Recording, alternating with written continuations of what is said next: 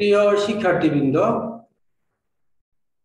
Doctor খাসুগি সরকারি বালিকা বিদ্যালয়ের অনলাইন ক্লাস থেকে তোমাদেরকে স্বাগত জানাচ্ছি। আমি মোহাম্মদ শহীদুল্লাহ। তো আমরা ইতিমধ্যে অনেক ক্লাস করে ফেলেছি। ঈদের পরে আমরা আবার নতুন করে ক্লাস শুরু করছি। তো আজকে আমি কথা না বাড়িয়ে একটা গণিতের খুব মূল্যবান একটা চ্যাপ্টার, মৌলিক একটা চ্যাপ্টার, ফান্ডামেন্টাল একটা চ্যাপ্টার, অনুপাত, সদৃশ্যতা ও প্রতিসমতা, এটা নিয়ে আজকে আমি অগ্রসর হব। তো তোমরা একটু মনোযোগ দিয়ে এই চ্যাপ্টারটাতে তোমরা বুঝার চেষ্টা করবে, কারণ আমি আগে বলেছি এটা গণিতের একটা মৌলিক বিষয়, মৌলিক চ্যাপ্টার। এখানে শিক্ষণফল অনেকগুলো আছে এই চ্যাপ্টারে, তোমরা বইতে দেখবে এখানে শিক্ষণফল 6টা আছে। এই 6টার ভিতরে আমি 3টা নিয়ে কাজ করব আজকে। 3টা হলো এটা চ্যাপ্টার নাম্বার 14। এই চ্যাপ্টার নাম্বার 14 এর 1 14 এর 1 অধ্যায়, অর্থাৎ চতুর্দশ অধ্যায়ের একদম পরিচ্ছেদের উপরে আমরা এই 3টা শিক্ষণফল পেয়ে যাব। এই 3টা শিক্ষণফল নিয়ে মূলত আমরা কাজ করব আজকে। তো প্রথম শিক্ষণফলটা হচ্ছে জ্যামিতিক অনুপাত সম্পর্কে ব্যাখ্যা করতে পারবে। আমি একটা একটা করে দেখি এগুলা, যে জ্যামিতিক অনুপাতগুলো আসলে কি। আমরা বীজগণিতে কিন্তু অনুপাত সমানুপাত আগে আমরা করে ফেলেছি, এইজন্য এটা আমাদের কাছে অত কঠিন মনে হবে না, সহজই মনে হবে। তারপর আমি একটু বলে দিচ্ছি বইতে যেগুলো আছে। এখানে মূলত 7টা এখানে প্রপার্টি আছে। 1 নম্বর প্রপার্টি হলো a অনুপাত b ইকুয়াল x অনুপাত y, আর b অনুপাত c অনুপাত d ইকুয়াল x অনুপাত y হলে আমরা বলতে পারি a অনুপাত b ইকুয়াল x অনুপাত y, c অনুপাত d ইকুয়াল x অনুপাত y যদি হয় তাহলে দুটো অনুপাতই সমান, a অনুপাত b সমান c অনুপাত d। এই অনুপাতটা x অনুপাত y, c অনুপাত d তো x অনুপাত y, তাহলে আমরা পাচ্ছি কি a অনুপাত b বাই a অনুপাত b ইকুয়াল c অনুপাত d, অনুপাত দুটোই সমান। এটা হলো 1 নম্বর প্রপার্টি। 2 নম্বর প্রপার্টিতে আমরা যাচ্ছি, সেটা হচ্ছে a অনুপাত b ইকুয়াল b অনুপাত a যদি হয় তাহলে আমরা বলতে পারি a ইকুয়াল b,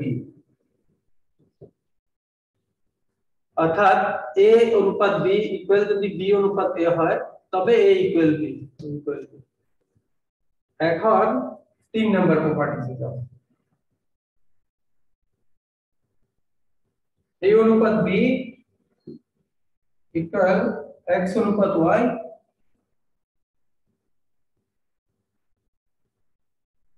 বলে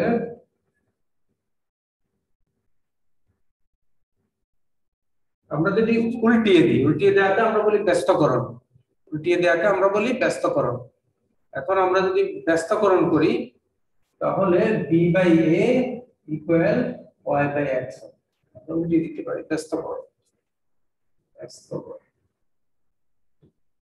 তাহলে জ্যামিতিক অনুপাত চতুর্থ অনুপাতটা হলো আমরা একান্তরকরণ করতে পারি। a অনুপাত b সমান x অনুপাত y হলে a আর b এর জায়গায় x, x এর জায়গায় b যদি নিই b বাই y, এটাকে বলা হবে একান্তরকরণ। আমরা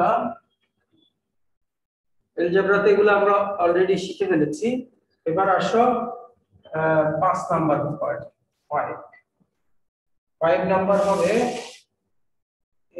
a অনুপাত b ইকুয়াল c অনুপাত যদি d হয় তাহলে আমরা বলতে পারি ad equal bc, r r। এবার 6 নম্বর প্রপার্টি হলো a অনুপাত b ইকুয়াল x অনুপাত y যদি হয় তাহলে আমরা বলতে পারি a minus b, a plus b by b, x plus y by y। এটাকে আমরা বলবো যোজন, লব যোগ হর, লব যোগ হর দুই পক্ষের সমান। আর a অনুপাত b ইকুয়াল x অনুপাত y যদি হয় আমরা বলতে পারি a minus b by b, x minus y by y। এটা হলো বিয়োজন। এরপরে আমরা 7 নম্বরে যাব। 7 নম্বরে আমরা পাবো a অনুপাত b ইকুয়াল x অনুপাত y যদি হয় তাহলে আমরা পাবো a plus b by a minus b equal x plus y by x minus y। তাহলে আমরা এই পর্যন্ত পেলাম। এই আমাদের অনুপাত, সদৃশ্যতা ও প্রতিসমতা হচ্ছে চতুর্দশ অধ্যায়। এর মধ্যে আজকে আমরা অনুপাত নিয়ে শুধু কাজ করব। অনুপাত কোঅর্ডিনেট 1, এটাতে শুধু অনুপাত নিয়ে কাজ। তো অনুপাতের আমরা যে শিক্ষণফল আমরা এই অনুপাতের উপর পাবো, শিক্ষণফল হবে 3টা। একটা হলো জ্যামিতিক অনুপাত সম্পর্কে ব্যাখ্যা করতে পারবে, 2 হলো রেখাংশের অন্তর্বিভক্তিকরণ ব্যাখ্যা করতে পারবে, 3 হলো অনুপাত সম্পর্কিত উপপাদ্যগুলি যাচাই করতে পারবে। তাহলে প্রথমে আমরা এক এক করে আমরা যদি কাজ করি। 1 নম্বর হলো জ্যামিতিক অনুপাত সম্পর্কে ব্যাখ্যা করতে পারবে।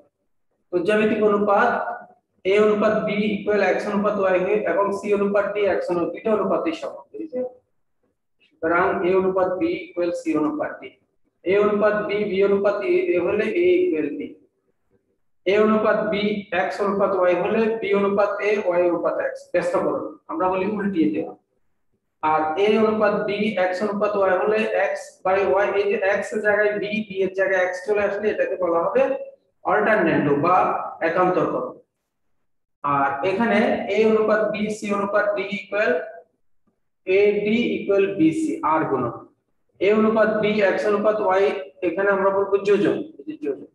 আর এটা হবে বিয়োজন, আর এটা হবে যোজন বিয়োজন দুটো।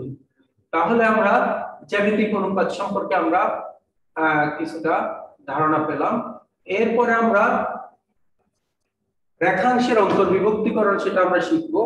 তার আগে আমরা এই অনুপাত নিয়ে আমরা যে জিনিসটা আমরা শিখলাম এটার উপরে একটা আমরা উপপাদ্য শিখবো। তারপরে আমরা 2 নম্বর যাব, রেখাংশের অনুপাত। রেখাংশের অনুপাতে যাব।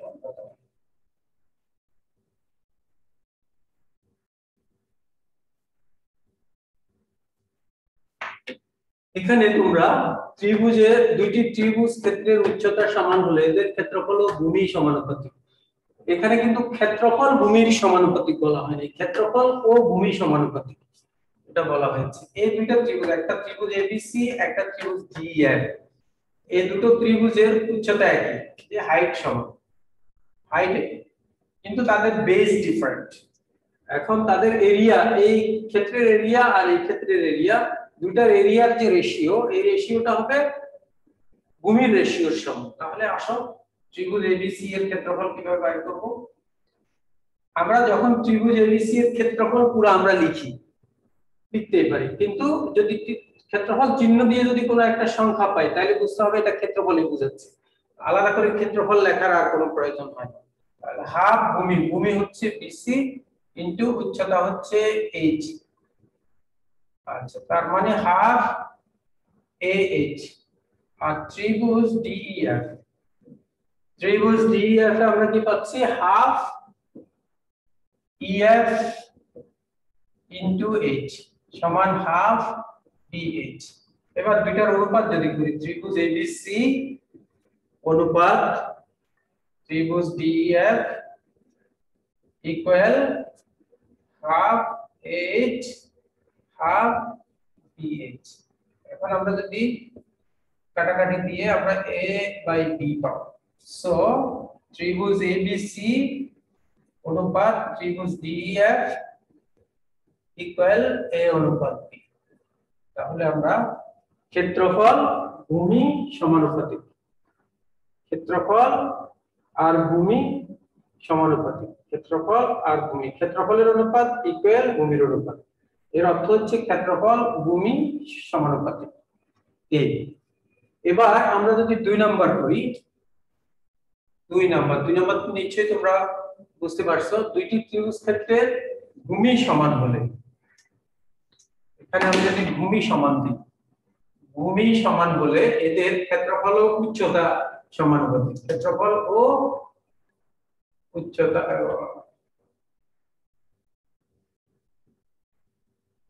সমানুপাতিক, ক্ষেত্রফল ও উচ্চতা সমানুপাতিক। এবার আমরা যদি উচ্চতা দুইটা যদি ডিফারেন্ট দিই h1 আর h2 আর ভূমি যদি দুইটা যদি একই দিই তাহলে ত্রিভুজ ABC half BC into h1 EF into h2 A into h2 তাহলে আমরা কি পাবো h1 h2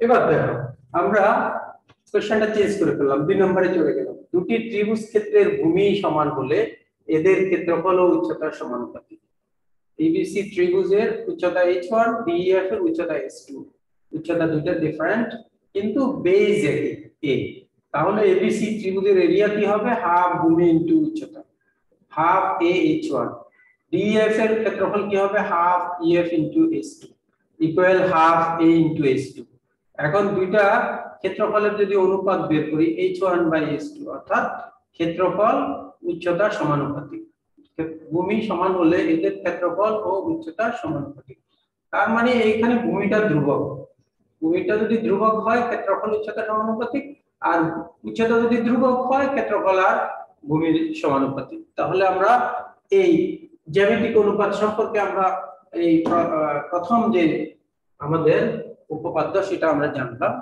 এরপর আমরা এই জ্যামিতিক উপপাদ্য সম্পর্কে উপপাদ্যে যাওয়ার আগে আমরা রেখাংশের অন্তর্বিভক্তি আমরা একটু শিখব আর বহির্বিভক্তি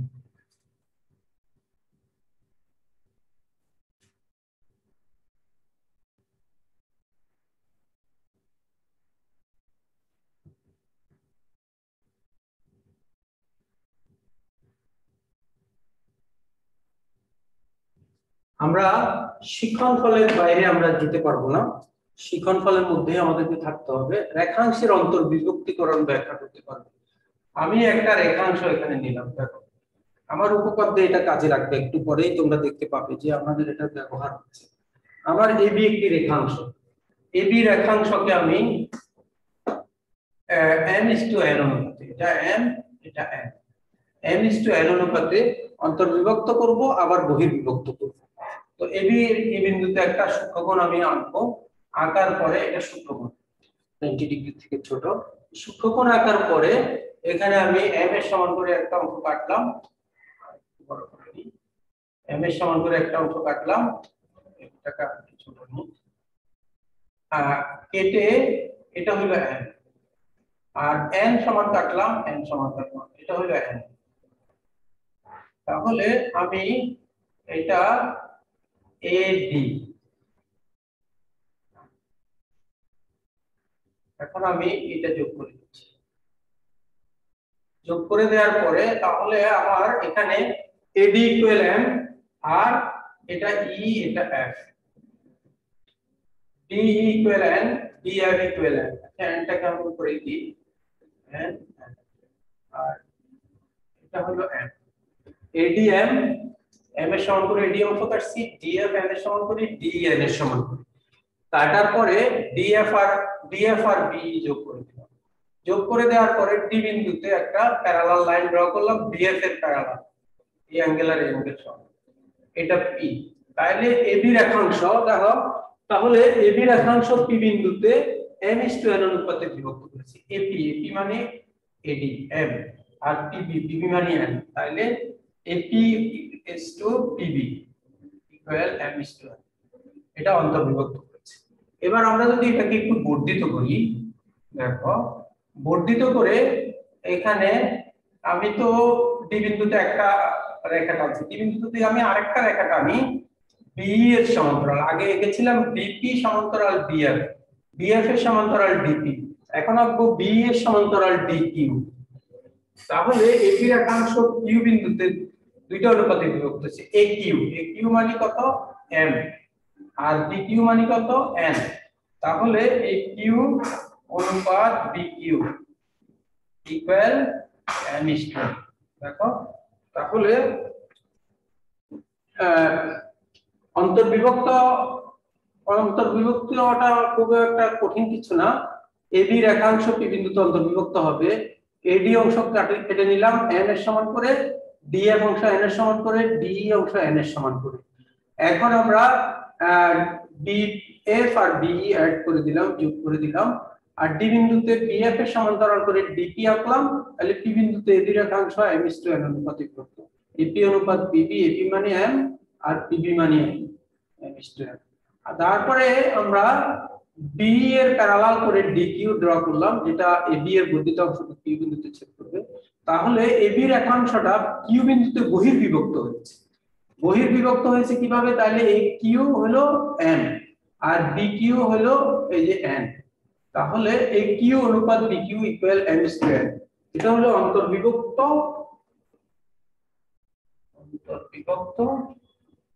আর এটা হলো বহির্বিভক্ত।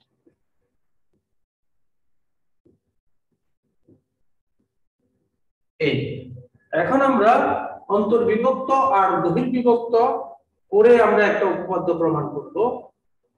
এখন এটা আমি মুছে ফেলবো, তোমরা নিশ্চয়ই এটা বুঝতে পেরেছো।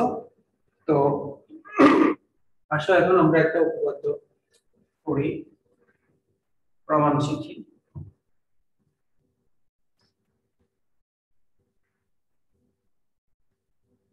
শিক্ষণফল 3 এর উপরে অনুপাত সম্পর্কিত উপপাদ্য।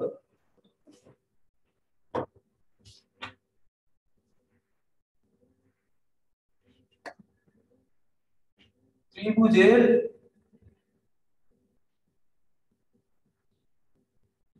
যে কোনো বাহুর সমান্তরাল সরলরেখা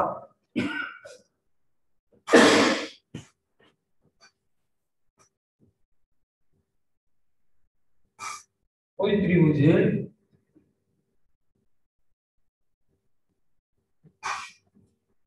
অপর বাহুদ্বয়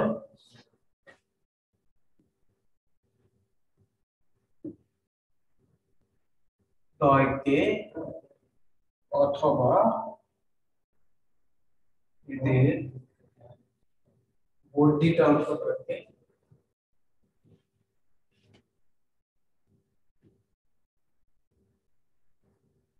সমান অনুপাতে বিভক্ত করে।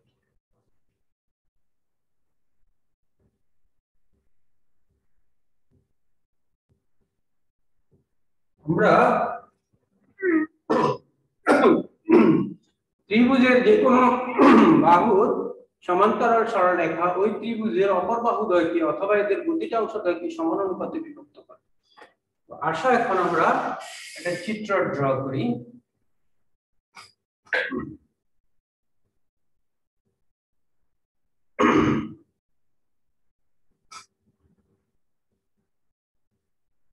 এটা একটা ত্রিভুজ এবিসি, এটা একটা ত্রিভুজ ডিইএফ,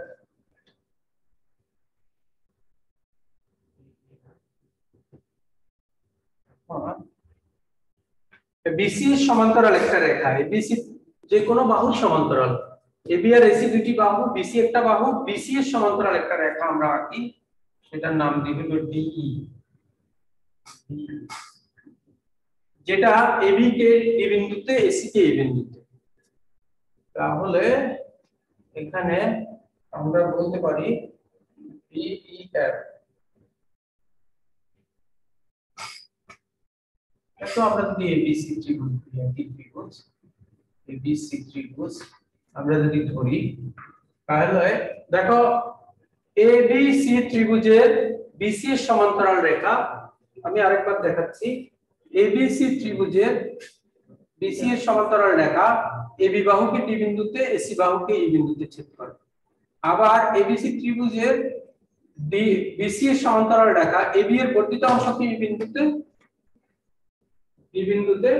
আর এসি এর বর্ধিত অংশকে ই বিন্দুতে ছেদ করে।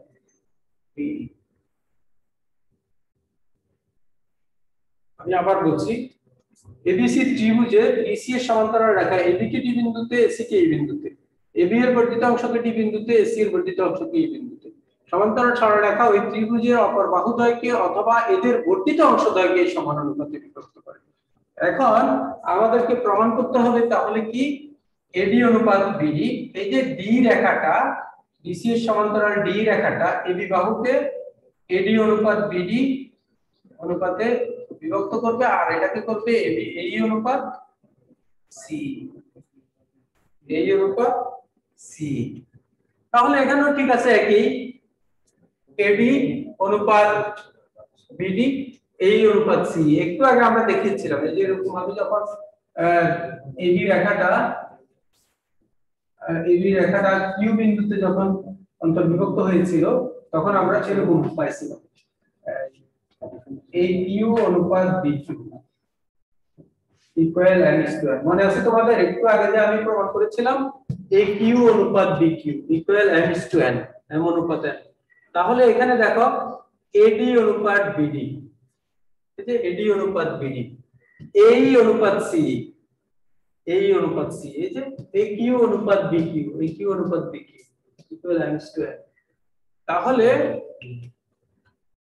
আমরা বহির্বিভক্তকরণটা বুঝে গেছি। বহির্বিভক্তকরণ হলো পুরো অংশ অনুপাত বর্ধিত অংশ, এই পুরো অংশ অনুপাত বর্ধিত অংশ।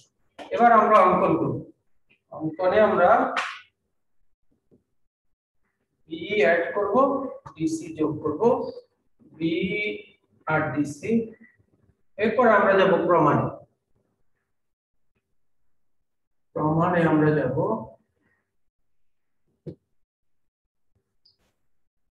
প্রমাণ এখান থেকে আমরা যদি শুরু করি আমাদের কিছুটা জায়গা সাশ্রয় হবে। দেখো এখানে ত্রিভুজ এডিই ও ত্রিভুজ বিডিই সন্নিহিত, তাই উহাদের উচ্চতা এক। দুইটা ত্রিভুজ যদি সন্নিহিত হয় তাই উহাদের উচ্চতা সমান। এই যে এডিই আর বিডিই এই দুইটা ত্রিভুজ সন্নিহিত, আমি এই কথাটার অর্থ তোমাদেরকে একটু বুঝাতে চাচ্ছি। এই যে দেখো এখানে দুটো ত্রিভুজ আছে, একটা ত্রিভুজ হচ্ছে এবিসি, একটা ত্রিভুজ হচ্ছে এসিটি। এখন আমি যদি এখানে একটা লম্ব ড্র করি এই, তাহলে এসিডি ত্রিভুজের, আমি যদি এটা মুছে ফেলি, ত্রিভুজ এসিডি এর উচ্চতা কত? উচ্চতা এই।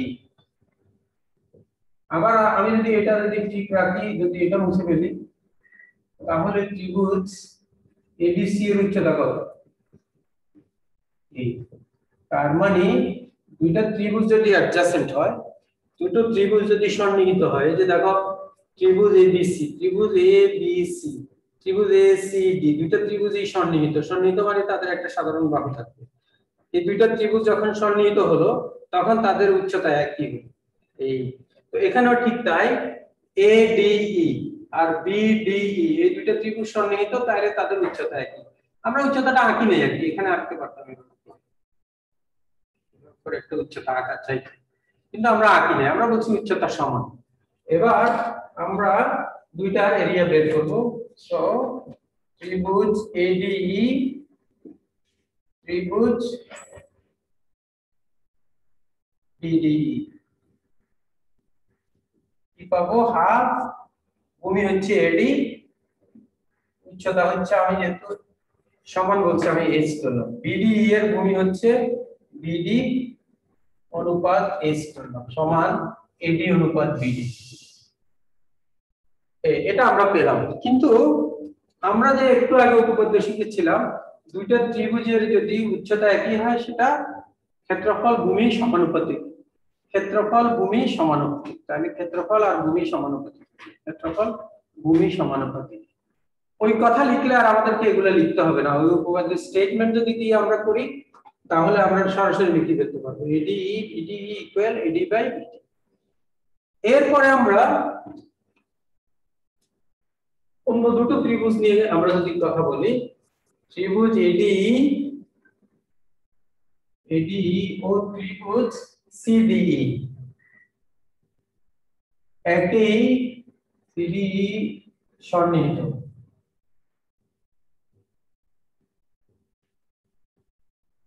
তাই উহাদের উচ্চতা একই, উচ্চতা সমান। সো ত্রিভুজ ADE divided by ত্রিভুজ CDE equal হাফ ভূমি। ভূমি কত এখানে ADE এর AE,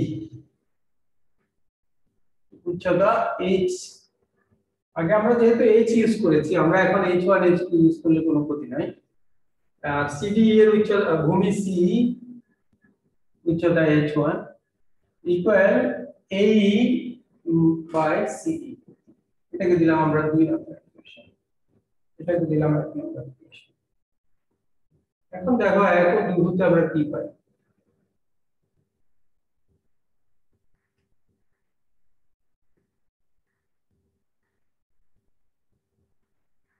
AD by BD